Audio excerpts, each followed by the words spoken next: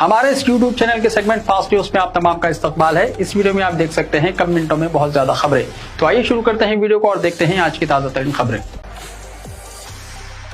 हैदराबाद में 50 गज पर जेर तामीर 7 मंजिला इमारत अचानक मुनहदम, 2 मजदूर हलाक। हैदराबाद के गच्चीबौली के अंजैया नगर में जेर तामीर 7 मंजिला इमारत अचानक मुनहदम हो गई। हादसे में 2 मजदूर हलाक हो गए। रेस्क्यू अमले ने मलबे से दोनों की नाशें निकाल ली। हलाक होने वालों की शिनाख्त मध्य प्रदेश से ताल्लुक रखने वाले टाइल्स मजदूरों 34 साल उमेश कुमार और 42 साल मोपित के तौर पर की गई है। ये इमारत नाले के करीब तकरीबन 50 गज अराजी पर तामीर की गई थी और तामीराती काम मुकम्मल होने के बाद इसे किराए पर देने की तैयारी थी। दोपहर तकरीबन 1 बजे अचानक इमारत मुनहदम हो गई। मलबा करीब वाक़े एक और अपार्टमेंट पर गिरने से इसे भी जुज़वी नुकसान पहुंचा, जबकि वहां मौजूद 2 ज़ईफ़ अफराद जख्मी हो गए। अपार्टमेंट की दीवारें मुनहदम होने के बाद रिहायशी बाहर निकल आए। करीबी वाक़े हॉस्टल के तलबा भी खौफ के बारे बाहर भाग निकले। इत्तला मिलते ही police, fire service, emergency response force और GHMC की टीमें मौके पर पहुंच गई और मलबे में मजीद अफराद के फंसे होने के शुबे में इमदादी कार्रवाइयां तेज कर दी। मुकामी अफराद का कहना है कि अगर हादसा शाम के वक्त पेश आता तो जाने नुकसान कहीं ज्यादा हो सकता था। मौका का हैदराबाद के हेडरा कमिश्नर रंगनाथ, रुकन असम्बली एरिकापोडी गांधी और GHMC कमिश्नर सिरजना ने मुआयना किया। मुकामी लोगों ने इल्जाम किया कि GHMC के कवायद की खिलाफ वर्जी करते हुए बगैर इजाजत इमारत तामीर की गई और तामीर के दौरान मियार को नजरअंदाज किया गया। उनका कहना है कि नाकिस मियार और कम वक्त में तामीर की वजह से इमारत ताश के पत्तों की तरह मुनहदम हो गई। दूसरी जानिब पुलिस मुबैना तौर पर इमारत तामीर करने वाले बिल्डर साजिद की तलाश कर रही है।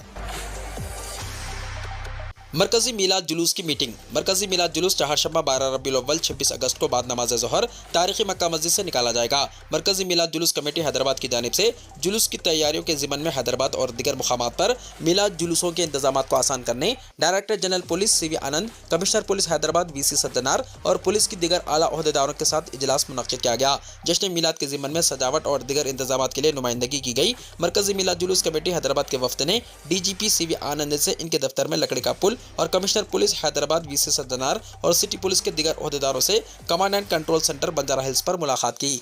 वफ्द ने पुलिस ओहदेदारों को बताया कि मरकजी जुलूस में शामिल होने के लिए न सिर्फ शहर हैदराबाद के मुख्तलिफ मुकामात बल्कि अतराफ के मुकामात से भी छोटे जुलूस इसमें शरीक होते हैं। हैदराबाद ही नहीं, रियासत के तमाम अजला के मुस्तकिल और छोटे शहरों में मिलादुन नबी सल्लल्लाहु अलैहि वसल्लम के ज़िम्मन में सजावट के लिए पुलिस को हिदायत दी जाए कि वो कोई रुकावट ना पैदा करे। हैदराबाद के अलावा दीगर मुकामात से भी ये शिकायतें मौसूल हो रही हैं कि पुलिस की जानिब से सजावट में रुकावट पैदा की जा रही है और जुलूस के बारे में पाबंद किया जा रहा है। DGP ने कमेटी को तयक़ुन दिया कि वो वीडियो कॉन्फ्रेंस के जरिए रियासत के तमाम मुकामात पर पुलिस कमिश्नर्स और जिले सुपरिटेंडेंट्स को हिदायत देंगे कि वो मिलादुन नबी सल्लल्लाहु अलैहि वसल्लम के सिलसिले में मुतल्लिका ऑर्गेनाइजर्स के साथ मुशावरत करके इंतजामात में सहूलत फराहम करे। Commissioner police Hyderabad VC Sajjanar ने मुसलमानों को मिलादुन नबी सल्लल्लाहु अलैहि वसल्लम की पेशगी मुबारकबाद दी और कहा कि गुज़िश्ता बरसों में मरकजी मिलाद जुलूस कमेटी ने शहर में अमन और मोहब्बत के फ़रोग़ के लिए जो कुर्बानी दी है, इससे मुल्क भर में भाईचारे की बेहतरीन मिसाल कायम हुई। मिलाद जुलूस मजमूई तौर पर पुरअमन होता है, लेकिन 2 या 3% नौजवान बाइक सवार और ऑटो रिक्शा के करतब दिखाकर जुलूस को बदनाम करने की कोशिश करते हैं।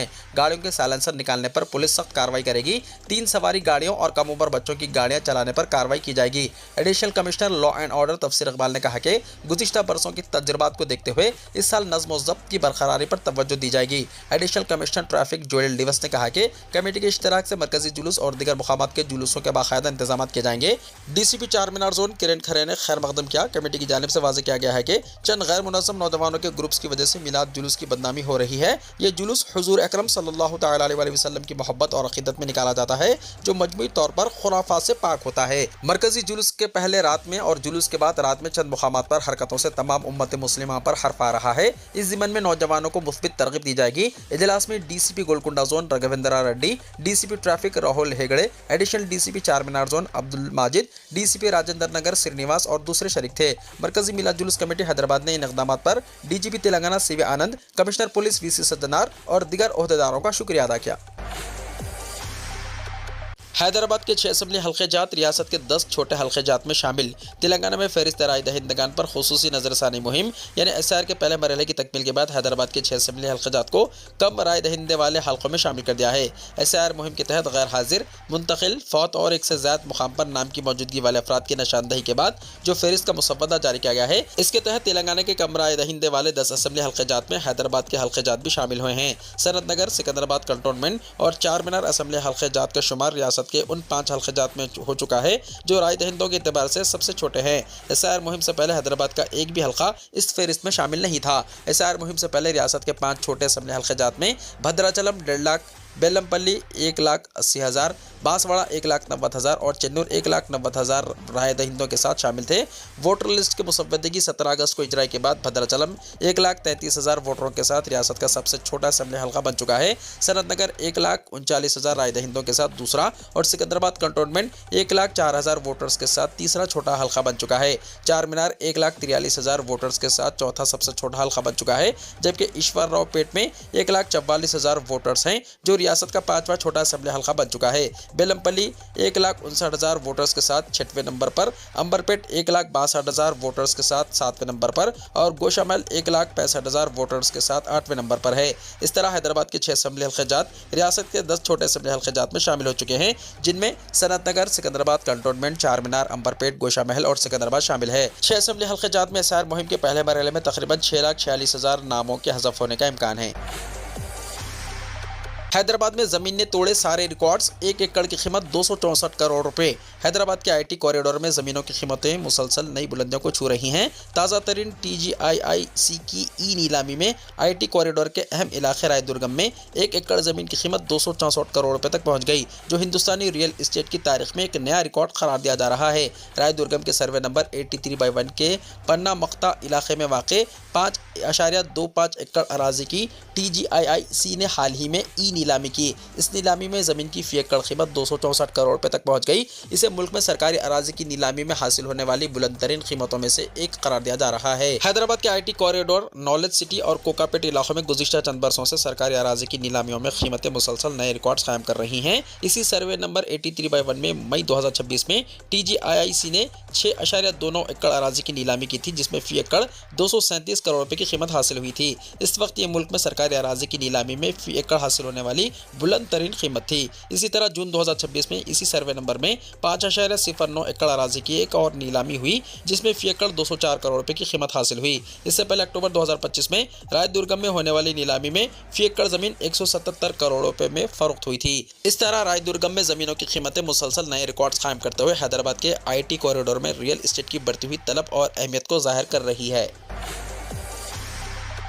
तेलंगाना में नए बरखी कनेक्शन के लिए स्मार्ट मीटर्स का निफास। तेलंगाना की बरखी तकसीमकार कंपनी यानी डिस्कॉम्स ने रियासत भर में बरखी के निज़ाम को जदीद बनाने के लिए मरहलेवार तरीके से स्मार्ट मीटर्स नस्ब करने की अमली इक़दाम शुरू कर दिए हैं। इब्तदाई मरहले में तमाम नए बरखी कनेक्शन हासिल करने वाले सारिफिन के लिए स्मार्ट मीटर्स की तनसीब लाजमी की जाएगी, जबकि पुराने सारिफिन को मरहलेवार असास पर इस नए निज़ाम पर मुंतकिल किया जाएगा। रियासती इलेक्ट्रिसिटी रेगुलेटरी कमीशन यानी TGERC से मंजूरी मिलते ही इस मनसूबे पर काम शुरू कर दिया जाएगा। डिस्कॉम के अहदेदारों ने बताया कि स्मार्ट मीटर्स के निफाज से रिवायती रीडिंग के निज़ाम में एक बड़ा इनकलाब आएगा। स्मार्ट मीटर्स हर महीने की आखिरी तारीख 30 या 31 को रात 12 बजे के बाद खुद ब खुद डिजिटल रीडिंग महफूज कर लेगा, जिसके बाद सारिफिन को बिल बनाने वाले अमले की ज़रूरत खत्म हो जाएगी। स्मार्ट मीटर्स में प्रीपेड का इंतखाब भी मौजूद है। अगरचे कि ये सहूलत फिलहाल बुनियादी तौर पर सरकारी दफातर के लिए तय की गई है, लेकिन अगर आम सारिफिन भी इसकी दरख्वास्त करेंगे तो इस पर गौर किया जाएगा। स्मार्ट मीटर्स की कीमत आम मीटर्स के मुकाबले ज़्यादा होती है, ताहम सारिफिन पर एक साथ माली बोझ डालने के बजाय डिस्कॉम्स इस लागत को माहाना बिल्स में आसान किस्तों की शक्ल में वसूल करने पर गौर कर रही है। TGSPDCL के चेयरमैन और managing director Jitesh V Patil ने स्मार्ट मीटर से मुताल्लिक वजाहत जारी करते हुए बताया कि स्मार्ट मीटर्स के निफाज के लिए तमाम तर ज़रूरी तकनीकी और इंतजामी इंतजामात मुकम्मल कर लिए गए हैं। हैदराबाद के JD मिटला डिवीजन में पॉयलेट प्रोजेक्ट के तहत तजर्बाती बुनियादों पर नस्ब किए गए स्मार्ट मीटर्स का कारकर्दगी इंतहाई मुस्तहकम और कामयाब रही है। इनकी मदद से बरक़ी की फराहमी में आने वाले नक़ाइस और तकनीकी रुकावटों की निशानदही वक्त से पहले मुमकिन हो सकेगी। ये राय बिल्कुल गलत है कि स्मार्ट मीटर से बिल्स की रकम में इजाफा होगा। इससे बिल्स की गलत फहमियाँ और शिकायत खत्म होंगी। बेगम बाजार में 15 अगस्त के प्रोग्राम पर लड्डू यादव को नोटिस मिला। भारतीय जनता युवा मोर्चा यानी BJYM के रियासती नायब सदर और भगत सिंह युवा सेना के सदर साई राम यादव, जिन्हें लड्डू यादव के नाम से भी जाना जाता है, इनको जुमा 21 अगस्त को अफजलगंज पुलिस ने बगैर इजाज़त यौम आज़ादी का प्रोग्राम मुनक्किद करने पर नोटिस जारी किया। अफजलगंज पुलिस ने इस मामले का खुद नोटिस लिया था और लड्डू यादव के खिलाफ 15 अगस्त को फर्स्ट इन्फॉर्मेशन रिपोर्ट यानी FIR दर्ज की थी। FIR के मुताबिक अफजलगंज के sub inspector V Narendra Reddy को यौम आज़ादी की तकरीबात के पेश नज़र बेगम बाजार छतरी में पिकेट ड्यूटी पर तैनात किया गया था। वहां उन्होंने देखा कि लड्डू यादव ने जाजू साड़ी सेंटर के सामने मेन रोड के साथ स्टेज बनाकर प्रोग्राम शुरू कर दिया। पिछले साल की तकरीर पर इजाजत से इनकार कर दिया गया। एफआईआर में कहा गया है कि हुक्काम ने प्रोग्राम की इजाजत देने से इनकार कर दिया था क्योंकि लड्डू यादव ने गुज़िश्ता साल नफरत अंगेज तकरीर की थी और तंग गलियों से एक रैली निकाली थी। इजाजत न मिलने के बावजूद इसने स्टेज खड़ा किया और तकरीबन 1000 से 1500 लोगों को प्रोग्राम के लिए जमा किया। उन्होंने बेगम बाजार छतरी से गौलीगुड़ा के गुरुद्वारा में वाक़ भगत सिंह मुजस्सिमे तक एक रैली भी निकाली, जिसकी वजह से ट्रैफिक जाम और आम लोगों को तकलीफ हुई। इसके पेश नज़र अफजलगंज पुलिस ने लड्डू यादव के खिलाफ सेक्शन 126(2) गलत पाबंदी के तहत ट्रैफिक जाम और दफा 223 सरकारी मुलाजिम के जरिए जारी करदा हुक्म की नाफरमानी भारतीय न्याय संहिता यानी BNS के तहत मुकदमा दर्ज किया है। नोटिस मिलने के बाद यादव ने पुलिस स्टेशन के सामने एक वीडियो बनाकर कहा कि वो इस पर हाई कोर्ट से रुजू करेंगे। यादव ने पुलिस के सोमोटो केस लेने पर भी एतराज किया, ये कहते हुए कि किसी देशभक्त ने शिकायत दर्ज नहीं की है, इसके बजाय ये कांग्रेस की पुलिस थी। मैं जानना चाहता हूं कि कांग्रेस की तरफ से पुलिस को किस किस्म का कानून सिखाया जा रहा है। राहुल गांधी हर जगह आइन को हाथ में लेते हैं, लेकिन रेवंत रेड्डी तिरंगा रैली मुनक्किद करने पर मेरे खिलाफ मुकदमा दर्ज कर रहे हैं। उन्होंने हैदराबाद के पुलिस कमिश्नर VC सज्जनार को एक सच्चा देशभक्त करार दिया और इनसे कहा कि अपने मालिकान की बात ना सुने बल्कि कानून की पैरवी करें। उन्होंने कहा कि इस दिन सबने रैली निकाली, लेकिन इन्हें सिर्फ लड्डू यादव और भगत सिंह युवा सेना से मसला है। यादाद्री भोंगिर जिले की दवासास फैक्ट्री में रिएक्टर धमाका, 2 मजदूर हलाक, 2 की हालत तशवीशनाक।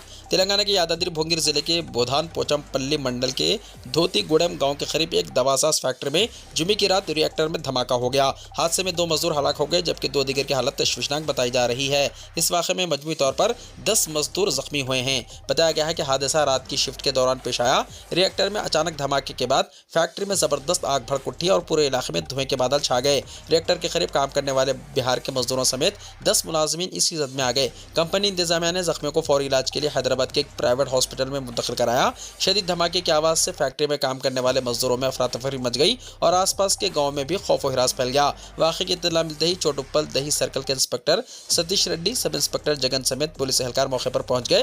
फायर ब्रिगेड की गाड़ियों ने भी मौके पर पहुंचकर आग पर काबू पा लिया। बताया गया है कि इस कंपनी में गुज़िश्ता महीने भी एक हादसा पेश आया था, जिसमें एक मजदूर हलाक हो गया था। मुसलसल पेश आने वाले हादसात की वजह से आसपास के देहातियों में तशवीश और खौफ का माहौल है। शादी की तकरीब रोककर दुल्हन डॉक्टर शीरीन ने किया मरीज का इलाज। केरला के कन्नूर जिले के पन्नूर शहर में एक शादी की तकरीब उस वक्त सोशल मीडिया पर वायरल हो गई जब दुल्हन ने अपनी शादी की तकरीब रोककर बीमार कैटरिंग मुलाजिमीन की मदद की। डॉक्टर शीरीन की शादी डॉक्टर रजा से हो रही थी। तकरीब के दौरान कैटरिंग का काम करने वाली 2 नौजवान लड़कियां अचानक बीमार हो गई। एक की नाक से खून बहने लगा, जबकि दूसरी चक्कर आने से गिर पड़ी। जब डॉक्टर शीरीन को इस बात का पता चला तो वो फौरन अपनी शादी की तकरीब रोककर इनके पास पहुंची। उन्होंने तकरीबन 15 मिनट तक दोनों को इब्तिदाई तिब्बी इमदाद दी। कुछ देर बाद दोनों की तबीयत बेहतर हो गई और शादी की तकरीब दोबारा शुरू हो गई। दुल्हन के इस बरवक्त इक़दाम पर दूल्हा डॉक्टर रजा ने इनकी तारीफ की। डॉक्टर शीरीन ने कहा, मैंने वहाँ की सूरत हाल देखकर सिर्फ एक डॉक्टर की हैसियत से अपना फ़र्ज़ अदा किया है। मुझे ये भी ख्याल नहीं था कि कोई इसकी वीडियो बना रहा है। ज़्यादा दिन नहीं चलेगी, आपके पास बड़ी चेकबुक लेनी होगी नई, जानिए क्यों। अगर आप भी अपनी अलमारी या दराज में रखी चेकबुक को देखकर ये सोच रहे हैं कि अभी तो इसमें बहुत से सफ़ात बाकी हैं और कई दिन काम चल जाएगा, तो ज़रा होशियार हो जाइए। बैंकिंग की दुनिया में एक बड़ी तब्दीली हो चुकी है। आज से कुछ दिनों बाद आपकी पुरानी चेकबुक कागज़ का बंडल बनकर रह सकती है। दरअसल चेक क्लोनिंग, जालसाजी और क्लियरिंग में लगने वाले तवील वक्त से सार्फिन को बचाने के लिए बैंकों ने सिक्योरिटी सिस्टम वाला नया चेक जारी करना शुरू कर दिया है। इसीलिए बैंक ऑफ इंडिया समेत कई बैंकों ने अपने सार्फिन से नई अल्फा न्यूमेरिक कोड वाली चेकबुक लेने के लिए कहा है। 31 दिसंबर 2026 के बाद अल्फा न्यूमेरिक कोड वाला चेक ही काबिल कबूल होगा। 31 दिसंबर 2026 के बाद 50,000 रुपये या इससे ज़्यादा रकम वाले ऐसे पुराने चेक कबूल नहीं किए जाएंगे जिन पर यह खुसूसी कोड दर्ज नहीं होगा। ये कोड हरूफ और एदाद का एक मुनफरिद इम्तिजाज होता है, जिससे चेक की सदाकत फौरी तौर पर जांची जा सकेगी। इससे RBI के चेक ट्रांजैक्शन सिस्टम यानी CTS के तहत डिजिटल क्लियरेंस पहले के मुकाबले में कई गुना तेज़ हो जाएगी। कई सरकारी और निजी बैंक अपने सार्फिन को बराह रास्त पैगामात भेजकर और सोशल मीडिया के जरिए अल्फा न्यूमेरिक कोड वाली चेकबुक लेने का मशवरा दे रहे हैं। बैंक ऑफ इंडिया ने सोशल मीडिया प्लेटफॉर्म X पर एक पोस्ट शेयर की है। इसमें लिखा है कि बैंक ऑफ इंडिया के सार्फिन को मुतल्ला किया जाता है कि 50,000 रुपये और इससे ज़्यादा रकम वाले ऐसे चेक जिनमें अल्फा न्यूमेरिक कोड नहीं होगा 31 दिसंबर 2026 के बाद कबूल नहीं किए जाएंगे। बैंक ने मजीद बताया कि अपने अकाउंट के हमवार ऑपरेशन को यकीनी बनाने के लिए बराह करम जितनी जल्दी मुमकिन हो नई फ्रेश चेकबुक के लिए दरख्वास्त दें। सिम लेने के लिए नया ज़ाब्ता, सिम चाहिए तो अब फेस और फिंगर स्कैन कराओ। जानिए आपके लिए क्या बदल गया। अगर आप भी नया सिम कार्ड खरीदने या पुराने नंबर तब्दील करवाना का सोच रहे हैं तो ये काम अब सिर्फ दुकान पर आधार कार्ड की फोटोकॉपी देकर नहीं होगा। फर्जी कॉल्स और तेजी से बढ़ते साइबर फ्रॉड पर लगाम लगाने के लिए हुकूमत ने मोबाइल सिम लेने के कवायद अब सख्त कर दिए हैं। मुल्क में टेलीकम्युनिकेशन यानी यूजर आइडेंटिफिकेशन रूल्स 2026 21 अगस्त से ही नाफिज हो चुके हैं। अब किसी भी टेलीकॉम सर्विस के लिए सारिफ की लाइव बायोमेट्रिक शनाख्त यानी चेहरे की लाइव तस्वीर, फिंगरप्रिंट या आइरिस स्कैन लाजमी कर दिया गया है। गुज़िश्ता कुछ अरसे में दूसरों की दस्तावेज़ात का गलत इस्तेमाल करके फर्जी सिम जारी कराने और फिर इनके जरिए ऑनलाइन फ्रॉड करने के मामलात में ज़बरदस्त इजाफा देखा गया। साइबर ठग अक्सर किसी नामालूम शख्स की ID पर सिम निकलवा कर मुजरिमाना सरगर्मियों को अंजाम दे रहे हैं। इसी मुनज़्ज़म टेलीकॉम फ्रॉड और फर्जी कॉल्स के नेटवर्क को तबाह करने के लिए हुकूमत ने सारिफ की लाइव बायोमेट्रिक शनाख्त को सिम एक्टिवेशन की लाजमी शर्त बना दिया है। इससे फर्जी या चोरीशुदा दस्तावेज़ात के सहारे मोबाइल सिम हासिल करना मुश्किल हो जाएगा। नए क़वायद के मुताबिक सिम खरीदते वक्त सारिफिन को सख्त वेरिफिकेशन के अमल पर अमल करना होगा। जिनके पास आधार है वो बायोमेट्रिक EKYC कराने के बाद ही सिम ले सकेंगे। आपको अपने फिंगरप्रिंट के जरिए अपनी शनाख्त साबित करनी होगी। जिन सारिफिन के पास आधार नहीं है या किसी जिस्मानी चोट या माजूरी की वजह से फिंगरप्रिंट स्कैन नहीं हो पा रहा है, इन्हें दुरुस्त दस्तावेज़ात के साथ चेहरे का लाइव स्कैन यानी डिजिटल KYC करानी होगी। वेरिफिकेशन मुकम्मल होने के बाद सारिफ को वेरिफिकेशन के लिए अलर्ट भी भेजा जा सकता है। ये ज़ाब्ता सिर्फ नया सिम लेने तक महदूद नहीं है। अगर आप पुराना सिम अपग्रेड या रिप्लेस करा रहे हैं, नाम, जिन्स या तारीख़ पैदाइश में तब्दीली कर रहे हैं तो दोबारा बायोमेट्रिक वेरिफिकेशन कराना होगा। इसके अलावा अब आप अपना फाल सिम किसी तीसरे शख्स को यूं ही नहीं सौंप सकते। सिम ट्रांसफ़र की इजाज़त सिर्फ करीबी रिश्तेदार या कानूनी वारिस को ही मिलेगी। इसके लिए भी मुकम्मल बायोमेट्रिक जाँच होगी। किसी कंपनी या कारोबार के नाम पर सिम जारी होने की सूरत में मजाज नुमाइंदे के साथ साथ सिम हकीकी इस्तेमाल करने वाले एंड यूज़र की शनाख्त भी दर्ज की जाएगी। ज़ाब्ते को नज़रअंदाज करके फर्जी दस्तावेज़ात लगाने या गलत मालूमात देने वालों के खिलाफ कानूनी कार्रवाई होगी और टेलीकॉम ऑपरेटर को फौरी तौर पर पुलिस में FIR दर्ज करानी होगी। क़वायद की खिलाफ वर्जी पाए जाने पर कनेक्शन फौरी मुअत्तल या मुनक़ता कर दिया जाएगा। सारिफिन की प्राइवेसी का ख्याल रखते हुए सिम फरोख्त करने वाले दुकानदारों यानी पॉइंट्स ऑफ सेल को सारिफ का कोई भी बायोमेट्रिक डेटा स्टोर करने की इजाज़त नहीं है। तमाम टेलीकॉम ऑपरेटर्स को 3 महीने के अंदर अपना सिस्टम मुकम्मल तौर पर महफूज और अपग्रेड करने की हिदायत दी गई है। जंग खत्म करने का वक्त आ गया लेकिन ईरान दबाव के आगे नहीं झुकेगा। ईरानी सदर मसूद पेज़ेश्कियान का बयान। ईरान के सदर मसूद पेज़ेश्कियान ने कहा है कि अमेरिका के साथ जंग खत्म करने का वक्त आ गया है क्योंकि इनके बकौल ईरान इस वक्त अमेरिका के मुकाबले में मजबूत पोजीशन में है। उन्होंने साथ ही वाज़ेह किया है कि जंग के खात्मे की बात को किसी भी तरह जारहियत के सामने ईरान के सरेंडर के तौर पर नहीं देखा जाना चाहिए। BBC फारसी के मुताबिक मसूद पेज़ेश्कियान ने कहा कि पूरी दुनिया ईरान की फतह को तस्लीम कर रही है। इनका दावा था कि अमेरिका ने जंग के दौरान तमाम उसूलों की खिलाफ वर्जी करते हुए ईरान के स्कूलों, अस्पतालों और बुनियादी ढांचों को निशाना बनाया, जिसकी बाइस दुनिया भर में अमेरिका के खिलाफ नफरत में इजाफा हुआ। ईरानी सदर ने ईरान और अमेरिका के दरमियान होने वाली बातचीत के नतीजे में इस्लामाबाद मुफाहिमती याददाश्त यानी MOU पर दस्तखत को एक बड़ी कामयाबी करार दिया। इनके मुताबिक मौजूदा सूरत हाल में ईरान अपनी ताकत और दिफाई सलाहियतों के एतबार से बेहतर पोजीशन में है।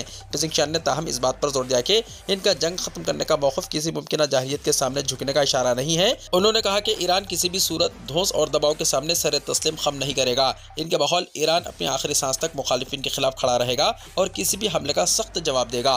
दूसरी जानिब ईरानी मुसलह अफवाद के चीफ ऑफ स्टाफ ने भी खबरदार किया है कि दुश्मनों की जानिब से किसी भी किस्म की गलतफहमी या नए खतरे का जवाब इंतहाई सख्त होगा।